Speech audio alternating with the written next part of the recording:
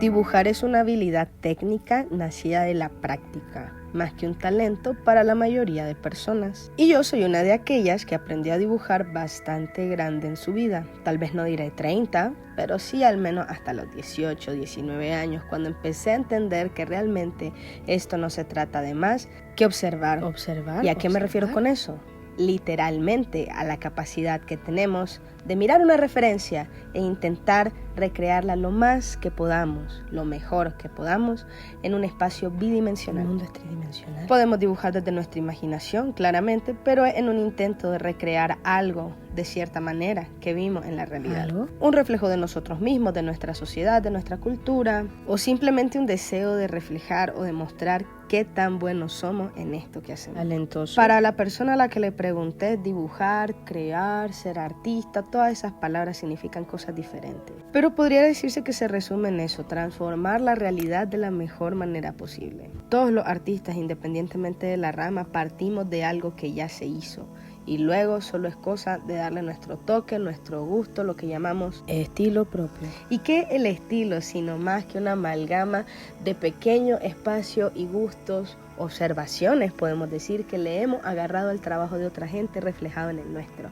Todo se trata de replicar la realidad. Existe ese meme bien gracioso que de tipo, yo también habría sido Sócrates si hubiera nacido 5 minutos después de que el mundo se creó, ¿saben? O sea, yo también habría dicho esa estupidez si hubiera nacido en el 800 o algo así. Pero en este año del Señor 2025, donde la gente hace enojar a otras personas por dinero, bueno, en ese aspecto el mundo no ha cambiado mucho, ¿verdad? 2500 años y seguimos en la misma verga. Y me refiero al hecho de que pues ya no es tan fácil ser Sócrates ahora, ¿saben? Todos estamos desesperadamente intentando hacer algo que valga la pena, para que al final la cosa que nos popularice es la cosa que nos haga infames. Sí, brother, ese video que hiciste en el break de tu trabajo en el baño para no llorar es la mierda que te va a dar 1 millón de likes y te va a catapultar a la fama y a la felicidad. Sí, claro que sí, ese dibujo tan miserable que vos sabes muy bien que ni siquiera te tomó tanto tiempo es el que te va a dar todo lo que estás buscando y te va a encantar. En el 2025 ya no creamos para crear, sino que buscamos la necesidad de aprobación. Tal vez porque yo no viví en el 1500, quizás esta gente no creaba tampoco porque le encantaba, quizás también tenían que pagar deuda. Al final,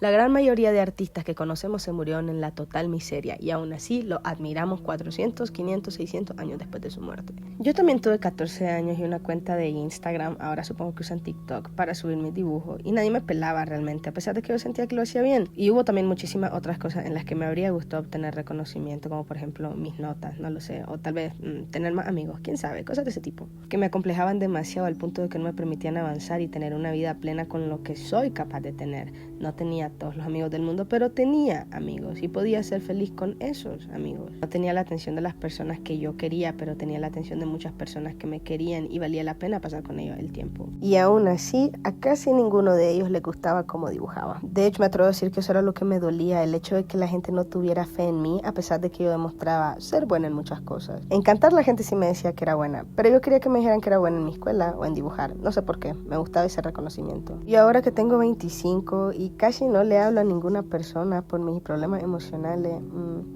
solo tengo mi aprobación propia para esto y me siento bien con ello. De hecho, me siento mejor que en cualquier otro momento de mi vida, por múltiples razones. Pero la más importante siendo, me dejó de importar lo que otros pensaban de mí y me empezó a importar solamente lo que yo pienso de mí misma.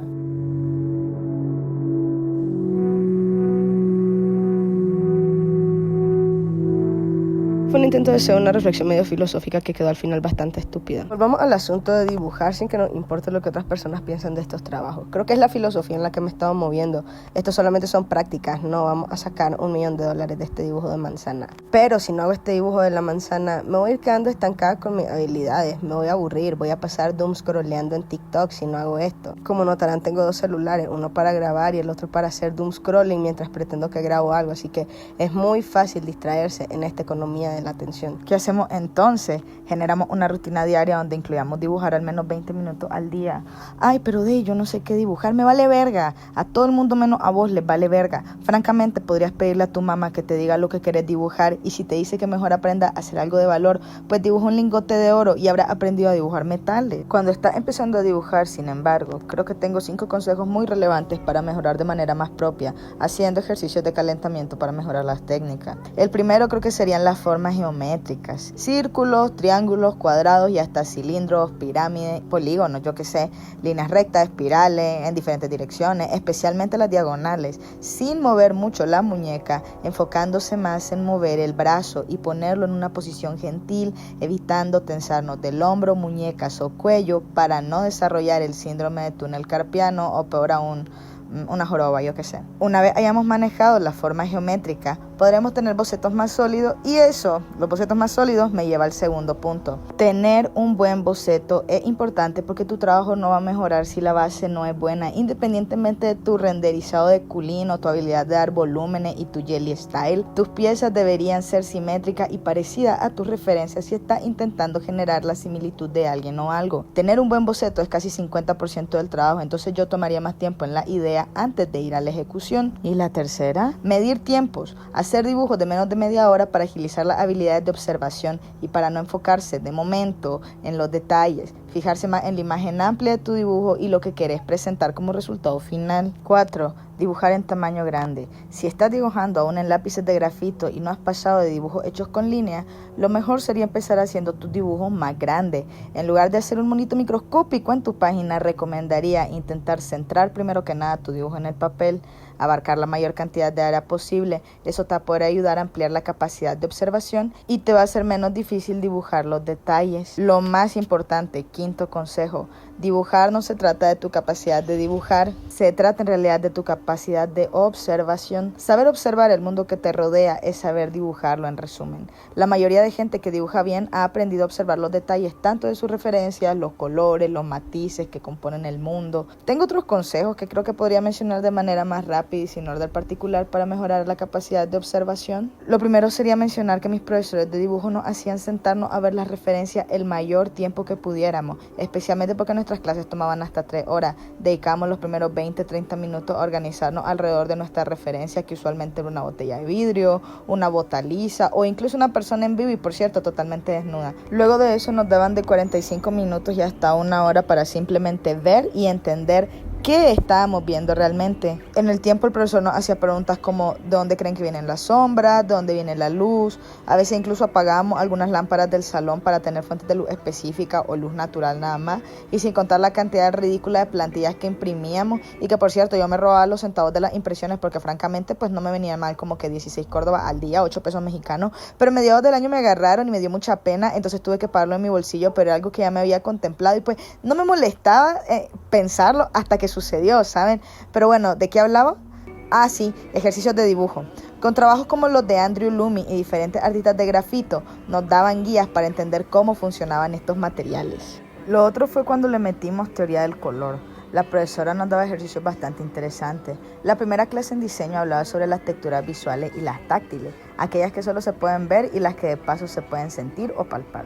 Aunado a la teoría del color, la profesora nos pedía ir a buscar texturas táctiles como la corteza de los árboles y volverlo una textura visual a través de diferentes técnicas como el dibujo, la fotografía, la impresión, etc. Algunos compañeros dibujamos las texturas porque no tuvimos la creatividad suficiente como para pasarle pintura al árbol y pegarle una hoja para agarrar los pedazos de madera. Ay, ojalá ser como mis compañeros de universidad. Yo siempre quería ser ellos porque cuando recién entré sentía que ellos realmente habían dedicado tiempo de su adolescencia aprendiendo a dibujar, y eso me preocupaba de cierta manera porque me hacía creer que nunca lo iba a alcanzar. O sea, como si aprender fuera una competencia de quién es el mejor estudiante.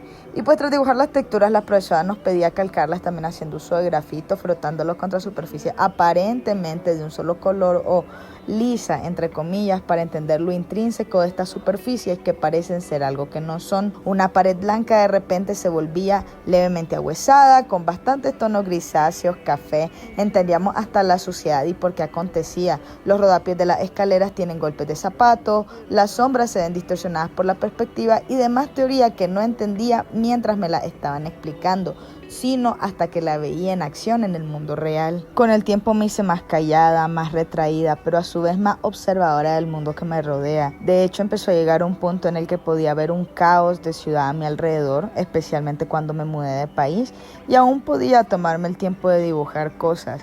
Pero al inicio recuerdo que todo era muy estilizado. De hecho, podríamos decir que el estilo que yo tenía no era meramente mi decisión, aunque podríamos debatir si el estilo es meramente decidido por el artista o si en realidad, como dije al inicio, no es más que una mezcla de todo lo que vas viendo y aprendiendo de los trabajos de la otra gente. Pero volviendo al punto, la razón por la que mi trabajo se veía tan estilizado es porque meramente yo no tenía mucho control sobre la forma en la que dibujaba. De verdad intentaba hacer algo que fuera consistente. ¿Y cómo lo lograba?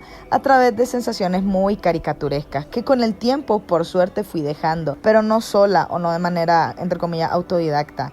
Cuando llegué a México me volví a meter a clases de pintura, esta vez más avanzada y más enfocada en meramente pintar, historia del arte, historia de la música, técnicas de pintura al óleo, etc. También me fui dando cuenta de que mucha gente me subestimaba y me molestaba bastante, especialmente los profesores en este país. Entonces se puede decir que mi ego y mi trastorno de la personalidad me hizo tomarme todavía más en serio el dibujar solamente para demostrarle a estas personas que yo no era inferior a ellos. Casi que en parte porque se sentía que no era relacionado a mi habilidad sino a mi nacionalidad como nicaragüense, esa sensación extraña y arrogante de que porque ellos tienen escuelas mejores que las mías o tienen un mejor y mayor acceso a la cultura son inherentemente mejores que yo. Pues sinceramente no me iba a ir a plantar a un lugar 7 horas para que me hicieran calcar plantillas. Yo quería dibujar a los modelos en vivo por los que pagaba. Pero bueno, también cabe destacar que en esos años conocí a muchísimas personas que me ayudaron a ampliar mi visión del mundo, los estilos con los que se trabajaba, las técnicas, y me permitieron avanzar, especialmente en los tiempos, poder hacer piezas más significativas más rápido, empezar a encontrar quién era yo. Y para ser sincera, a pesar de que 2020, 2022 no son mis mejores años de la vida, francamente, para mi desarrollo creativo es la parte vital, es el tronco y la piedra angular de quien soy ahora como artista. Tanto que ya ni siquiera me atribuyo la palabra artista, uso más ilustración porque tampoco es como que cuente muchas historias con mi arte o qué les dice esta manzana más que la habilidad que tengo de ver los matices y los colores en una foto o tal vez de reinterpretar las cosas en mi estilo porque ni siquiera es idéntico. Como conclusión de esta historia quiero llegar a un punto y es el hecho de que en realidad nunca he dejado de aprender. Que no importa cuánto crea que he avanzado, siempre puedo avanzar más, siempre se puede aprender algo nuevo. Y lo más importante, ahorita yo no soy más que una persona que está en el proceso de aprender a dibujar. Tratar cada pieza como una obra artística y darle la delicadeza solamente te aleja más del proceso de aprendizaje. Creo que el mejor consejo que podría darle a los artistas que están empezando es primeramente aceptar el hecho de que no son la definición que ustedes creen de artistas. Por ahora no somos más que personas que estamos aprendiendo a dibujar y compartiéndolo con el internet. No somos creadores de contenido y tampoco deberíamos apuntar a eso, especialmente si son jóvenes, porque quieren apuntar a tener un trabajo a los 13 años. Literalmente van a tener de 30 a 40 años de su vida trabajando, incluso dibujar es un trabajo. Mejor relájense, aprendan, disfruten, inviertan, pídanle a sus papás algo, no sé, si quieren trabajar para algo, trabajen para mejores materiales. Yo recomiendo lápices graduados para empezar. Creo que aprender volúmenes es lo más fácil y todas las técnicas principiantes se pueden hacer en lápices de grafito y no requieren los mejores materiales.